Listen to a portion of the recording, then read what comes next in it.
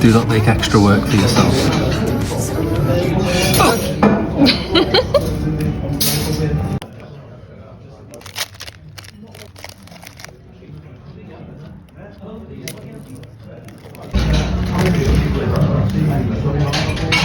Better to be lucky than clever. Exactly what I'm doing. This is